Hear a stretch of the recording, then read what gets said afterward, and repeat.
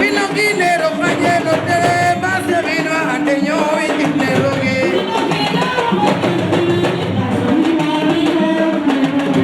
Pinoquinero, cayendo, te vas a vino a teño y quinero que.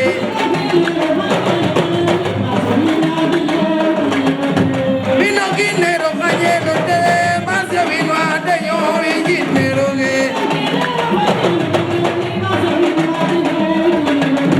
Pinoquinero, cayendo, te vas a vino a teño y quinero que.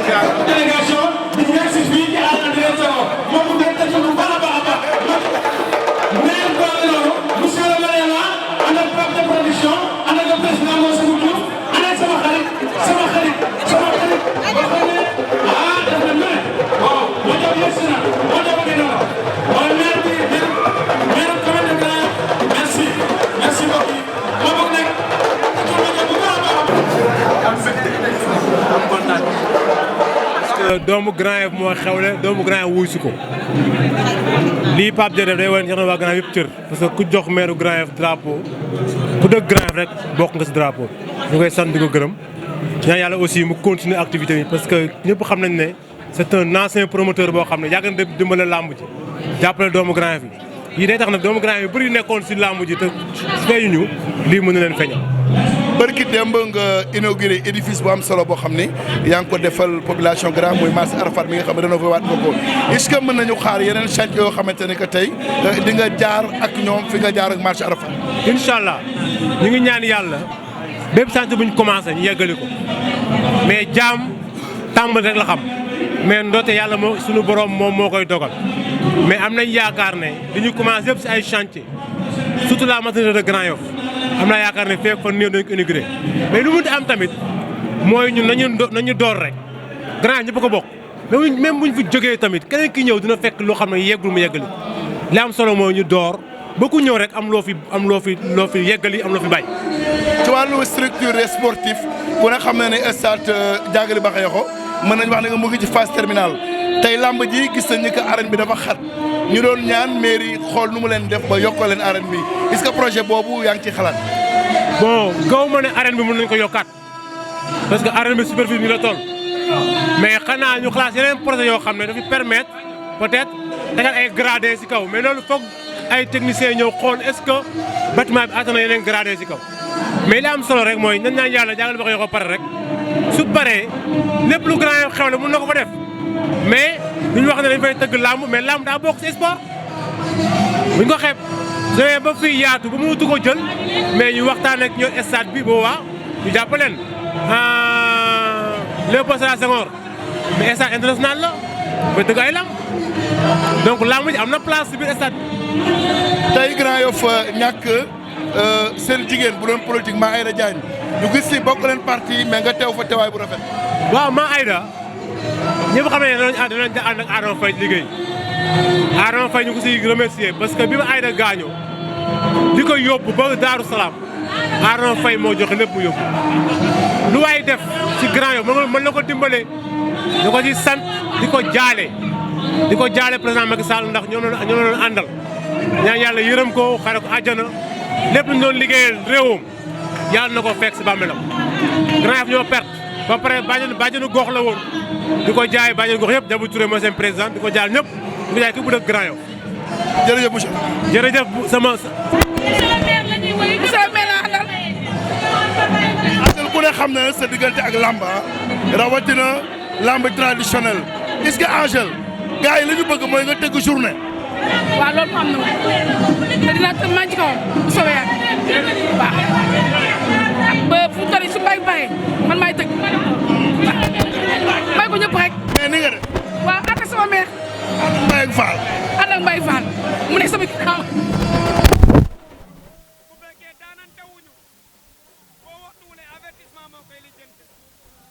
nag duñ fi fanaan di bëre Lamine. déedéet. ndeysaan jàppante nanu. Pakala. yaa ngay suxlu déggal nee na taxawal. Pakala rek. ay waay Pakala ak général Malika waay. Pakala rek. Pakala bàyyiwul xel ak yàlla. général faq na ko. mais faq ba woorul de. mais Pakala du mag sax. déedéet du mag dafa teel a bëre. mu ngi koy jaxabal. général a ngi koy jaxabal mu ngay bëre. général lañ koy puus. Pakala di bañ. Pakala bañ na. saltige bi moom mënut a toog benn place moom. ndeysaan saltige bi. sa mbokk la. sama mbokk la Lamine. sa mbokk la wala da ngeen a bokk sant. sama doom baay la. seen i baay bokk. dama ne le Ngunjaan la baayam jóge même di am na mooy Fissel Mbadaan ay toolo ko fa yóbbu. lamb ji day jeex de. ah Pakala.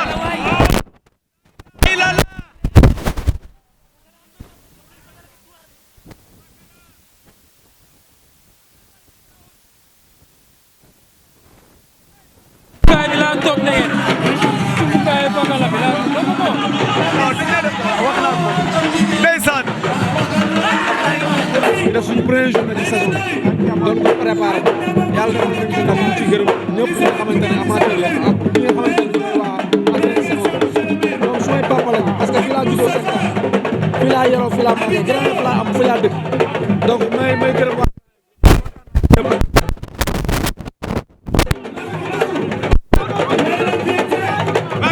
sëñ bi nuyu nañ la. maa ngi lay fay. waa mais tey kontaan ngeen de. waa am.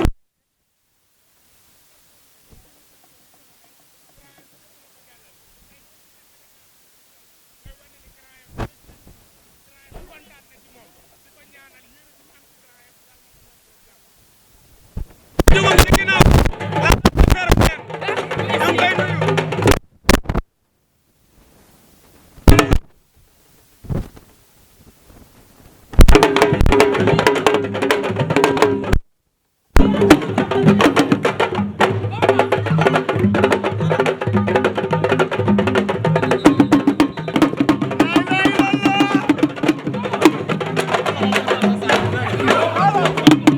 mu jëmati ma ngay yëngal.